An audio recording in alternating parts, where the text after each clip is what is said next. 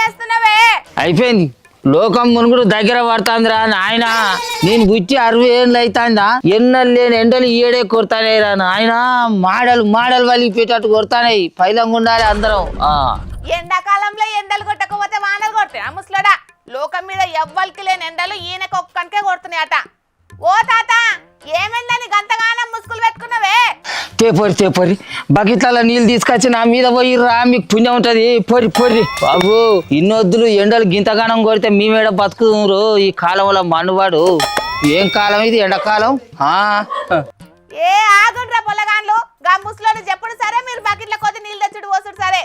ఏమైందండి నా ముసలోనికి? ఓ అక్క, తాతకి ఎండ దెబ్బ తగిలింది. ఓ తాత, అక్క పిలుస్తుంది. ఎవరిరా గడ్డు బిల్లి మొక్కంది, గడుకోవద్ది, గట్లే పిలుతుంది. కానీ మీరు నీళ్ళు పోయిర్రా, మీకు పుణ్యం ఉంటది. ఎండ సత్తా నేను నీళ్ళేవని ముసలమ్మ తిడుతుంది. వచ్చి దాన్ని ఇట్లా మన్ను కొట్ట, నేను చచ్చి పీకుతానే కానీ గోలలో నీళ్ళు వద్దట్టున్నారు దానికి. అరే ఎండలో నేను చచ్చేటట్టున్నారా ఇచ్చను?